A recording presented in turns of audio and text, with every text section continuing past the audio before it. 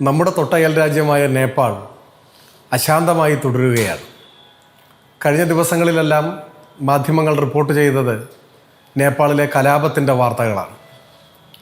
നീണ്ടകാലത്തെ രാജഭരണത്തിൻ്റെ ചരിത്രമുള്ള feudal മൂല്യങ്ങൾ ശക്തമായിരുന്ന ഒരു രാജ്യമായിരുന്നു നേപ്പാൾ. ഇപ്പോഴത്തെ കലാപത്തിൻ്റെ കാരണമായി മാധ്യമങ്ങളും മറ്റും ചൂണ്ടിക്കാണിക്കുന്നത് സാമൂഹ്യ മാധ്യമങ്ങൾക്ക് ഏർപ്പെടുത്തിയ വിലക്ക്, അതിനെ തുടർന്നുണ്ടായ രോഷമാണ്. സാമൂഹ്യ മാധ്യമങ്ങൾക്ക് ഏർപ്പെടുത്തിയ വിലക്കും അതിനെതിരായിട്ടുള്ള യുവജനങ്ങളുടെ രോഷവും ഇപ്പോഴത്തെ കലാപത്തിൻ്റെ കാരണങ്ങളിൽ ഒന്ന്, അല്ലെങ്കിൽ കാരണങ്ങളിൽ ഏറ്റവും പ്രധാനപ്പെട്ടതായിരിക്കാം.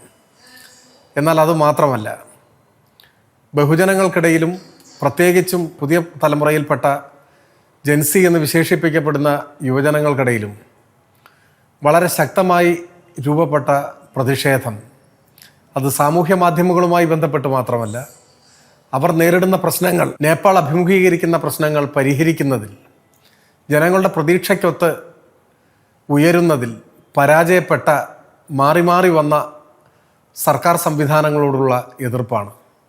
തൊഴിലില്ലായ്മയും അഴിമതിയുമെല്ലാം ആ എതിർപ്പിനെ കൂടുതൽ ശക്തിപ്പെടുത്തിയിട്ടുണ്ട്. അതെല്ലാമാണിപ്പോൾ ഒരണക്കെട്ട് തകരുന്നത് പോലെ വലിയൊരു കലാപത്തിന് വഴിവെച്ചിട്ടുള്ളത്.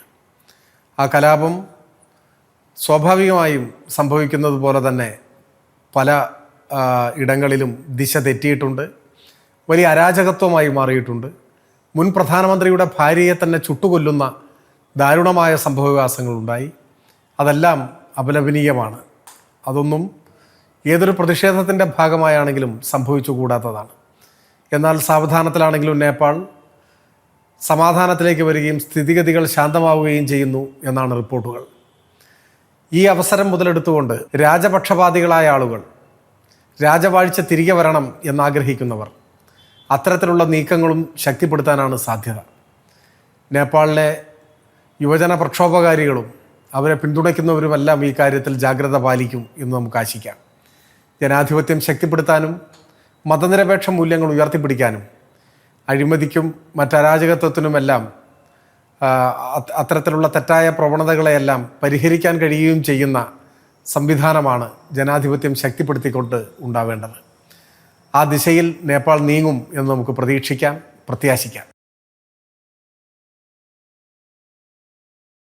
അത്തരത്തിലുള്ള സൂചനകളും വാർത്തകളുമെല്ലാം ഇപ്പോൾ നമുക്ക് ചുറ്റുമുണ്ട്. പക്ഷേ ഏതെങ്കിലും തരത്തിൽ ആധികാരികമായി അങ്ങനെ നമുക്ക് ഈ ഘട്ടത്തിൽ വിലയിരുത്താൻ കഴിയില്ല. ഒരുപക്ഷെ ഏറെ കഴിയുമ്പോൾ ഇതിൻ്റെ കൂടുതൽ വിശദാംശങ്ങൾ പുറത്തു വരുമ്പോഴായിരിക്കും ഒരുപക്ഷെ ഇപ്പോഴത്തെ ഈ കലാപമായി മാറിയ പ്രതിഷേധത്തിൻ്റെ ഉള്ളിൽ എന്തൊക്കെയാണ് അടങ്ങിയിട്ടുള്ളത്, ആരുടെയൊക്കെ താല്പര്യങ്ങളുണ്ടെന്ന് അപ്പോഴേ നമുക്ക് പറയാൻ സാധിക്കൂ. അതിനിപ്പോൾ കാത്തിരിക്കുക മാത്രമേ നമുക്ക് ചെയ്യാനാവൂ.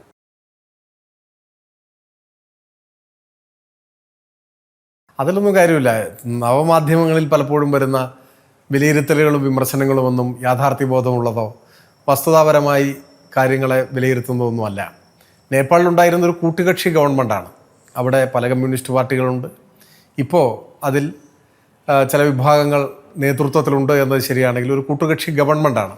പിന്നെ ദീർഘകാലം രാജവാഴ്ചയും കീഴിൽ കഴിഞ്ഞ ഒരുപാട് സാമൂഹ്യമായ പിന്നോക്കാവസ്ഥയുള്ള ഒരു രാജ്യമാണ്. അവിടെ ജനങ്ങളുടെ പ്രതീക്ഷയ്ക്കൊത്ത് ഉയർന്ന് ആ പ്രതീക്ഷകൾ യാഥാർത്ഥ്യമാക്കുന്ന നിലയിലേക്ക് അവിടെ ഭരണം മുൻപോട്ട് പോയില്ല എന്ന് CPIM തന്നെ വിലയിരുത്തുന്നുമുണ്ട്. ബാക്കി കാര്യങ്ങളെല്ലാം നമുക്ക് വഴിയെയാണ് വ്യക്തമാവുക.